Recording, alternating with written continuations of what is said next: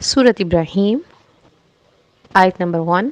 الف لام را کتاب انزلناہ الیک لتخرج الناس من الظلمات الی النور۔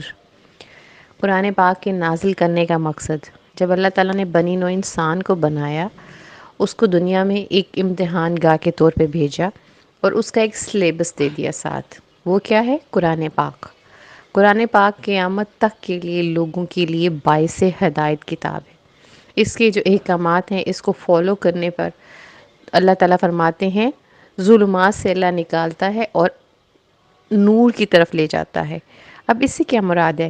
جو گمراہی کے اندھیرے ہیں، جو گمراہی کا رستہ ہے، وہ اندھیروں میں لے کے جائے گا، وہ جہنم کی طرف اس کی گھاٹی ہے، اس کا آخری جو قیام گاہ ہے وہ جہنم کی طرف ہے۔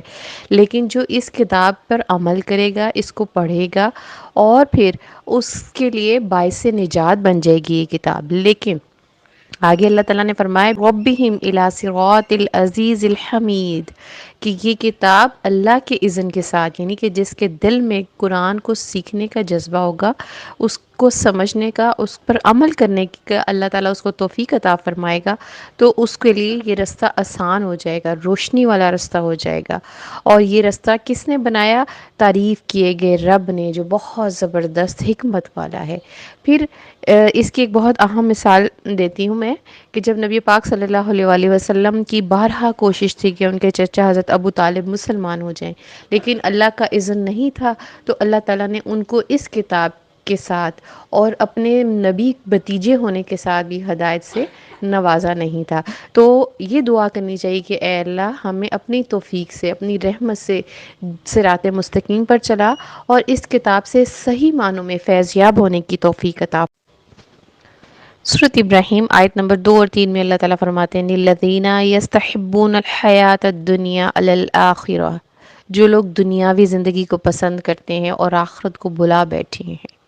یہ ایسا کیوں کرتے ہیں؟ جن کو یقین نہیں قیامت کا، جن کو اپنے رب کے سزا اور جزا، انصاف کا یقین نہیں کہ جو ہم غلط کریں گے یا جو ہم نیکی کریں گے اس کا پھل ہمیں ملے گا۔ تو ایسے لوگ اپنی زندگی میں اس قدر مگن ہیں اور کیا کرتے ہیں؟ وَيَصُدُّونَ عَن سَبِيلِ اللَّهِ، اللہ کے رستے سے لوگوں کو روکتے ہیں۔ کس طرح روکتے ہیں؟ مختلف قسم کے نئے نئے آئیڈیاز لوگوں کو پیش کرتے ہیں، جیسے ابھی آج کل ایک سلوگن چل رہا ہے میرا جسم میری مرضی۔ تو کیسے گمراہی کی طرف خواتین کو سڑکوں پر لا کر ایسے بیہودہ حرکات ان سے کرواتے ہیں اور ان کی عقل کو ایسے معاف کر دیتے ہیں۔ اور پھر کیا ہے؟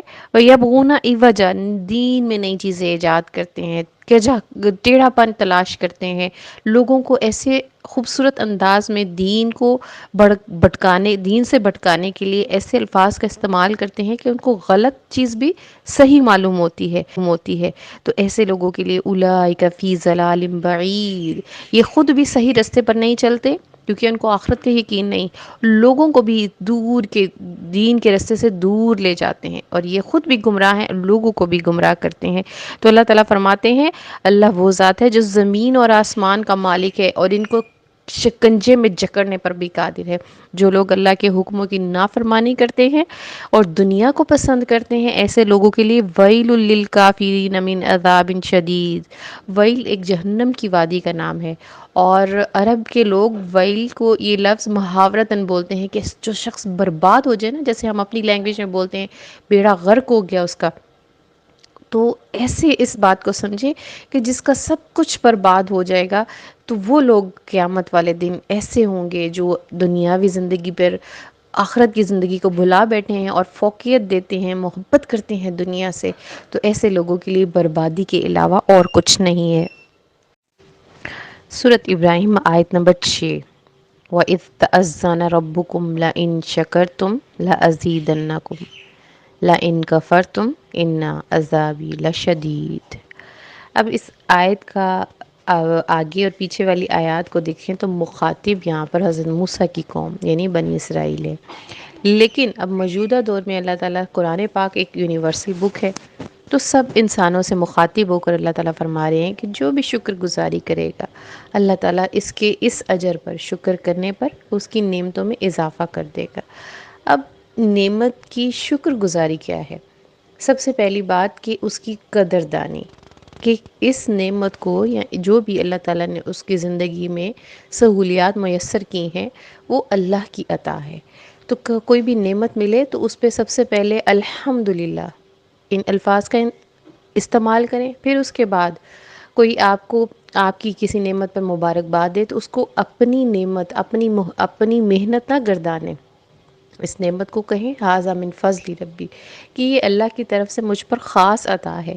اور پھر جب یہ نعمت ملتی ہے تو اس کا صحیح جگہ پر اس کا استعمال. جیسے دولت ملی ہے تو دولت اگر اللہ نے آپ کو عطا کی ہے، ایک مالدار آدمی ہیں آپ، تو اس مال کا استعمال اللہ کے رستے پر کریں. غریبوں، مسکینوں، محتاجوں، ضرورت مندوں پر جو اسلام میں قرآن پاک میں 7 لوگ ان کے درجے بتائے گئے ہیں ان پر ان کا استعمال کریں. اپنی ذات پر بھی خرچ کریں. جیسے کہ نبی پاک صلی اللہ علیہ وآلہ وسلم کے پاس ایک شخص آیا، اجڑے بال، گندے کپڑے، اور مسجد میں وہ نماز پڑھنے کے لیے آیا تو اللہ کے نبی نے اس کا حلیہ دیکھ کر پریشان ہو گئے اور پوچھا جب وہ چلا گیا کہ کیا یہ بہت مفلس ہے؟ انہوں نے کہا نہیں، یہ تو بہت مالدار ہے، لیکن آپ نے اس کا حلیہ تو مالداروں والا نہیں پایا. تو فرمایا کہ یہ شخص بہت عاجز ہے، یعنی بہت زیادہ اپنے آپ کو ہمبل رکھتا ہے. تو اللہ کے نبی نے یہ کہا کہ ہمبل رکھنا ایک اور چیز ہے، لیکن جو اللہ تعالیٰ نے آپ کو نعمتیں دی ہیں اس کا اظہار کریں. پتہ چلے کہ آپ ایک مالدار شخص ہیں، اللہ نے آپ کو اچھا لباس دیا ہے، آپ کو اللہ تعالیٰ نے عمدہ گاڑی دی ہے، تو ان نعمتوں کا اچھی جگہ پر استعمال کریں. اس پر اترائیں نہیں، لیکن اس کو اپنی ذات کے اوپر استعمال کریں. تو یہ نعمت کی صحیح قدردانی ہے، اور جو شکر ادا کرتا ہے اللہ تعالیٰ اس کی نعمت میں اضافہ کر دیتا ہے. اور جو ان نعمتوں پر اتراتا ہے اور اس کو کہتا ہے کہ یہ میری محنت کا صلہ ہے، تو پھر اللہ تعالیٰ اس کی رسی کو کھینچ کر اس سے یہ نعمتیں واپس لینے پر بھی قادر ہے. سورۃ ابراہیم آیت نمبر 9. الم یأتکم نبأ الذین من قبلکم قوم نوح وعاد وثمود. اب یہ ساری قوموں کی روش اللہ تعالیٰ بتا رہے ہیں کہ جب ان کے پاس پیغمبر آتے اور ان کو توحید کا درس دیتے کہ اللہ کے ساتھ شرک کرنا چھوڑ دو، تو وہ مذاق اڑاتے پیغمبروں کا. کس طرح سے؟ حیرت سے اپنے منہ پر انگلیاں رکھ لیتے کہ تم پاگل ہو، ہم جس دین پر چل رہے ہیں، ہمارے باپ دادا صدیوں سے جس نظام پر چل رہے ہیں، وہ کوئی بیوقوف تھے جو تم آ کے ہمیں نئی چیزوں کی تعلیم دے رہے ہو. یا وہ اپنے منہ پر انگلیاں رکھ لیتے، یا پیغمبروں کو اشارتاً منہ پہ انگلی رکھنے سے مراد یہ ہے کہ خاموش ہو جاؤ، ہم تمہاری کوئی بات نہیں سنتے. پھر پیغمبر فرماتے قالت رسلہم افی اللہ شک فاطر السماوات والارض. تو اللہ وہ ذات ہے جس نے آسمان اور زمین کو تخلیق کیا، تم اس کے بارے میں شک کرتے ہو؟ وہی لائق ہے کہ اس سے اپنے گناہوں کی توبہ کی جائے. یعنی ان کو کہا کہ تم نے جو اپنے سابقہ دور میں جو تمہارے باپ داداؤں نے ان کو علم نہیں تھا، اگر انہوں نے اللہ کو چھوڑ کر دوسرے لوگ معبودوں کی پوجا کی، ان کے لیے بھی تم مغفرت چاہو اور اپنے گناہوں کی توبہ کرو، اپنے اللہ سے ایک مانو اور اس کی اطاعت کرو. تو وہ کہتے ہیں قالوا ان انتم الا بشر مثلنا، کہ تم ہمیں اس چیز کا درس ایسے دے رہے ہو جیسے تم بڑی ہم سے اعلیٰ چیز ہو، تم بھی ہم جیسے انسان ہو، تو ہم تو تمہاری بات نہیں مانیں گے. تو رسول کیا ان کو جواب دیتے قالت لہم رسلہم ان نحن الا بشر مثلکم، کہ اس میں کوئی شک نہیں کہ ہم تم جیسے ہی انسان ہیں، لیکن اللہ تعالیٰ نے ہمیں تم میں سے ممتاز ایسے کیا کہ ہمیں تمہارے اوپر پیغمبر بنا دیا. اور پھر ان کو یہ کہا گیا، اب موجودہ دور میں بھی ایسے کہا جاتا ہے کہ کسی کو کوئی غلط طریقے سے نماز ادا کر رہا ہے، اگر اس کو علم نہیں، اس کو بتایا جائے تو وہ کیا کہتے ہیں کہ میں نے اپنی دادی کو، اپنے دادا کو ایسے ہی نماز پڑھتے ہوئے دیکھا. میں نے نماز پڑھنا کس سے سیکھی؟ اپنے باپ داداؤں سے. تو ہم اپنی روش کو چینج نہیں کریں گے. اس کا کیا مطلب ہوا کہ وہ اتنے عرصے سے جس طریقے سے نماز پڑھ رہے تھے، جس طرح وہ وضو کر رہے تھے، جس طرح وہ صلات پڑھ رہے تھے، کیا وہ غلط تھی؟ نہیں. ہر چیز کو اگر آپ کے ذہن میں کوئی یہ بات آپ پہ کوشچن اٹھاتا ہے کہ آپ اپنی اس چیز کی اصلاح کریں، تو اس کا مقصد یہ نہیں ہے کہ وہ آپ کی تحقیر کر رہا ہے. مقصد اصلاح کا یہ ہے کہ جو ہم سے پہلے غلطیاں ہو گئیں، ہمارے نالج میں نہیں تھا، ہمارے پاس علم نہیں آیا تھا، تو جیسے ہی علم آیا ہمیں اپنی اصلاح کرنے کی ضرورت ہے. اس پر ڈھٹائی کا یا ہر درمی کا مظاہرہ کرنے کی ضرورت نہیں ہے. اور اللہ تعالیٰ فرماتے ہیں کہ جو پچھلے گناہ ہو گئے، جب مومن ایمان لے کر آئے تو نبی پاک صلی اللہ علیہ وآلہ وسلم سے کہنے لگے کہ ہمارے باپ دادا جب ان کے پاس آپ کی نبوت نہیں آئی تھی، وہ جس دین پر چل رہے تھے، تو کیا وہ گنہگار ہوں گے؟ وہ جہنم میں جائیں گے؟ تو اللہ کے نبی نے کہا علم آنے کے بعد پھر بھی تم اپنے اسی روش پر قائم رہو تو پھر تمہیں سزا ہوگی، لیکن جب تم علم آنے کے بعد اپنے گناہوں کی معافی مانگ لو تو پھر اللہ تعالیٰ تمہاری مغفرت کر دے گا اور تمہارے پچھلے سارے گناہوں کو نیکیوں میں بدل دے گا۔ تو یہ اللہ کی غفوریت ہے اور اللہ تعالیٰ کی اللہ تعالیٰ کا رحم ہے جو اپنے بندے کے ساتھ کرتا ہے۔ تو اتنا زیادہ رحم کرنے والا اللہ جو تمہاری گزشتہ گناہوں کو معاف کر دے اور اس کو نیکیوں میں بدل دے، یہ تو بڑا پروفٹ والا سودا ہے۔ اس کو تو فوراً سے اڈاپٹ کرنا چاہیے اور اس سیل سے، اس ڈیل سے فائدہ اٹھانا چاہیے۔ سورۃ ابراہیم آیت نمبر 16، من ورائہ جہنم ویسقی من ماء صدید۔ اب جہنمیوں کی مہمان نوازی، ان کے مشروب کیا ہوں گے؟ پیپ کا پانی ان کو پلایا جائے گا۔ اور اس کے بارے میں فرمایا گیا ہے بعض احادیث میں اسارۃ اہل النار، کہ جہنمیوں کو جو پلایا جائے گا ان کے جسم کا نچڑا ہوا خون ہوگا، اور یہ اس قدر شدید گرم ہوگا کہ جب ان کے منہ کے قریب جائے گا تو ان کے چہرے کی کھال جلس جائے گی، اور پھر اگر بمشکل ایک گھونٹ پی ہی لیں گے تو ان کے پیٹ کی آنتیں ان کے پخانے کے ذریعے باہر آ جائیں گی۔ پھر یہیں پر ان کا عذاب، ان کی مہمان نوازی ختم نہیں ہو جائے گی، پھر ان کو جو پینے کے لیے دیا جائے گا وہ بمشکل اپنے حلق سے اتاریں گے۔ وَيَأْتِي الْمَوْتُ مِنْ كُلِّ مَكَانٍ، اور ان کو لگے گا ہم ابھی مرے کے مرے، یعنی کہ موت کی جو سختی ہے نا، آپ کبھی کسی کو مرتا ہوا دیکھنے کا تصور کیجئے، آپ نے کوئی تجربہ ہوا ہو تو دیکھیں کس قدر تکلیف سے وہ شخص گزر رہا ہوتا ہے جس کو جان کنی لگی ہوتی ہے۔ وَمَا هُوَ بِمَيِّتٍ مِّن وَرَائِهِ عَذَابٌ غَلِيظٌ، لیکن وہ اس جان کنی کے مرحلے سے کئی دفعہ گزریں گے لیکن ان کی زندگی ختم نہیں ہوگی، اور پھر نیکسٹ سٹیج پہ ان کے لیے ایک اور اس سے بڑا عذاب تیار کیا جائے گا۔ یہ بھی تو پانی پلایا جائے گا نا، پیپ کی طرح، خون کی طرح کھولتا ہوا پانی پلایا جائے گا، لیکن نیکسٹ لیول بھوک، جب بھوک لگے گی تو پھر ان کی مہمان نوازی کس سے کی جائے گی؟ ایک بہت کانٹے دار درخت سے، اس کے ساتھ ان کو کھانا کھلایا جائے گا جو منہ میں ڈلتے ہی ان کے منہ کو بھی جلسا دے گا، ان کے اندر ایک آگ لگا دے گا۔ تو اللہ سے دعا ہے کہ اللہ تعالیٰ ایسا برا وقت ہم میں سے کسی پر نہ لائے، آمین۔ آیت نمبر 18 سورۃ ابراہیم، مثل الذین کفروا بربہم اعمالہم کرماد اشتدت بہ الریح فی یوم عاصف۔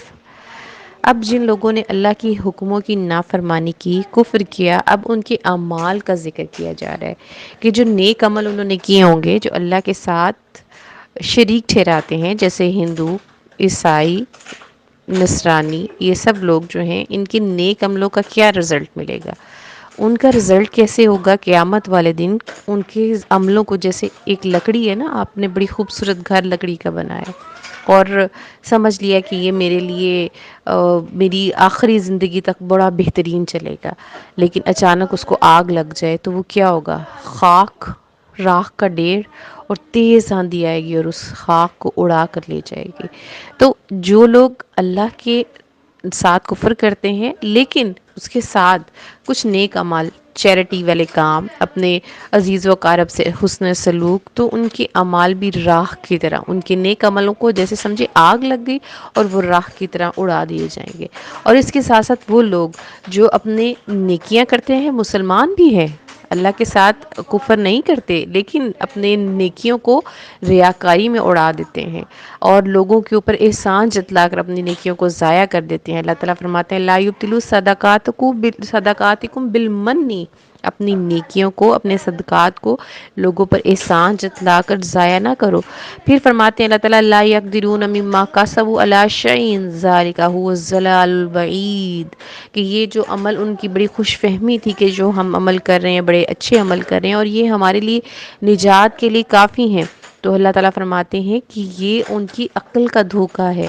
جب تک آپ اللہ پر ایمان نہیں لاتے، اللہ کے ساتھ شرک کرنا بند نہیں کرتے، اس وقت تک آپ کا کوئی بھی نیک عمل آپ کی نجات نہیں دلا سکتا۔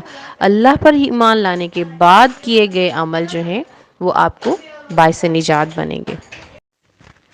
وقال الشیطان لما قضی الامر، اب قیامت کے دن کا ایک اور سین اللہ تعالیٰ قرآن پاک میں بیان کر رہے ہیں کہ جب جہنمیوں کے عملوں کا فیصلہ ہو جائے گا اور ان کو جہنم میں لے جانے کا آرڈر آ جائے گا، تو اس وقت یکا یک شیطان سامنے آئے گا اور کیا کہے گا، کیا اعتراف کرے گا، ان اللہ وعدکم بعد الحق، بے شک اللہ تعالیٰ نے جو جو وعدے قرآن پاک میں کیے تھے، اپنے بندوں سے کیے تھے، قیامت کے آنے کا، مرنے کے بعد دوبارہ زندہ اٹھنے کا، حساب کتاب کا، اور پھر عذاب، جہنم، دوزخ، جنت، یہ سارے فیصلے سچے تھے۔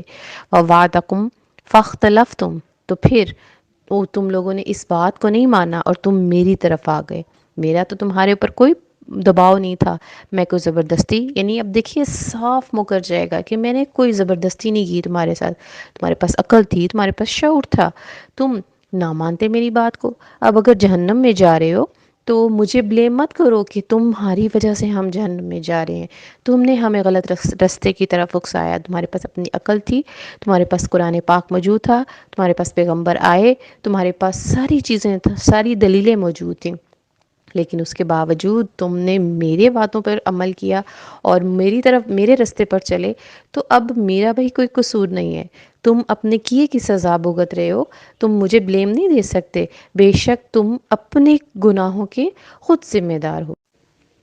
آیت نمبر 24 سورۃ ابراہیم۔ الم تر کیف ضرب اللہ مثلا کلمۃ طیبۃ، اللہ تعالیٰ فرما رہے ہیں ایک اور چیز، قرآن پاک ہدایت کی کتاب ہے نا، تو نئی نئی چیزیں سیکھنے کو ملتی ہیں۔ اللہ تعالیٰ فرماتے ہیں کہ مومن شخص جب ایمان لے آتا ہے، کلمہ طیبہ پڑھ لیتا ہے، تو وہ خود بھی طیب ہو جاتا ہے۔ کلمہ طیب کیا؟ لا الہ الا اللہ، اس چیز کا جب اقرار کر لیتا ہے دل سے بھی اور زبان سے بھی، تو اللہ تعالیٰ اس کو بھی طیب بنا دیتا ہے۔ اس کی مثال کیسے ہے؟ کشجرۃ طیبۃ، وہ ایک پاک درخت کی طرح ہو جاتا ہے۔ اصلها ثابت وفرعها فی السماء، تو اس کی جڑیں، اس درخت کی جڑیں زمین کے اندر تک دھس جاتی ہیں اور اس کی ٹہنیاں، اس کے پتے آسمان تک چلے جاتے ہیں۔ یعنی جو مومن ہوتا ہے، بندہ مومن جب دنیا میں عمل کرتا ہے تو اس کا پھل کیا ملے گا؟ اس کو آسمانوں پر ملے گا، جنت میں ملے گا، آخرت میں ملے گا۔ تو اس کی نیکیوں کے عمل جو دنیا میں کر رہے ہیں، اس کا عمل کا رزلٹ جو ہے، اس کا پھل جو ہے آخرت میں ملے گا۔ پھر اللہ تعالیٰ نے آگے جا کر ایک اور چیز ڈیٹیل سے اس کی بتائی، مثال دی کہ اس پر جب پھل آتا ہے اللہ کے حکم سے آتا ہے، تو وہ پھل سردی ہو یا گرمی، ہر وقت کھجور کا درخت ہر وقت پھل دیتا ہے۔ اور مومن کی مثال بھی ایسی ہے کہ اللہ کی طرف سے اگر اس کو راحت نصیب ہو تب بھی وہ اللہ کے ساتھ شکر کے کلمات ادا کرتا ہے، اللہ کی فرما برداری کے کام کرتا ہے، اور اگر اللہ کی طرف سے کوئی آزمائش آ جائے، مفلسی آ جائے، کوئی کسی بھی چیز میں کمی آ جائے، مال میں کمی آ جائے یا اولاد کی طرف سے کوئی دکھ دیا جائے، تب بھی وہ اپنے اللہ پر توکل، اپنے اللہ پر ایمان اور اپنی اللہ کے جو لگایا ہوا ایک قانون ہے اس کو کراس نہیں کرتا، اللہ کے قوانین کو نہیں توڑتا۔ اور پھر اللہ تعالیٰ فرماتے ہیں یہ مثالیں میں اس لیے بیان کر رہا ہوں تاکہ تم اس سے نصیحت پکڑو اور اپنے ایمان کو اور مضبوط کرو۔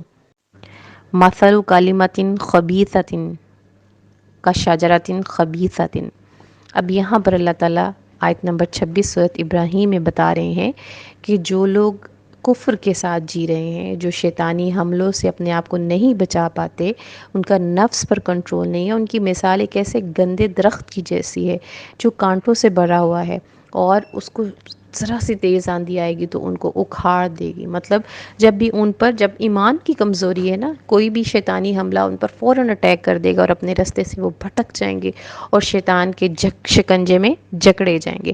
اللہ تعالیٰ فرماتے ہیں ایمان والوں کی بات پکی اور مضبوط ہوتی ہے اور دنیا اور آخرت میں ان کی زندگی بہترین گزرتی ہے، اور اس کے برعکس جو کافر لوگ ہیں قیامت والے دن بھی ذلیل و رسوا ہوں گے، اور دنیا میں بھی ان کے ساتھ ایسا ہی معاملہ کیا جائے گا، کیونکہ ان کا اپنی ذات پر کنٹرول نہیں ہے، ان کا اپنے اللہ پہ بھروسہ نہیں ہے، اور جب وہ قبر میں پیش کیے جائیں گے تب بھی وہ ڈگمگا جائیں گے۔ ان کے پاس جو فرشتے آئیں گے خوفناک چہروں والے فرشتے ہوں گے جن کو وہ دیکھ کر ڈر جائیں گے، اور ان کی قبر میں بھی ان کے ساتھ قبر میں ان کا عذاب شروع ہو جائے گا۔ ان کی قبر کو اتنا تنگ کر دیا جائے گا کہ پسلیاں آپس میں ایک دوسرے سے ٹکرا جائیں گی، اور یہ ایسا وقت ہوگا جس پر ان کو پتہ چل جائے گا کہ ہم نے جو عمل کیے ہیں ان کا ہمیں بہت برا حساب دینا پڑ رہا ہے۔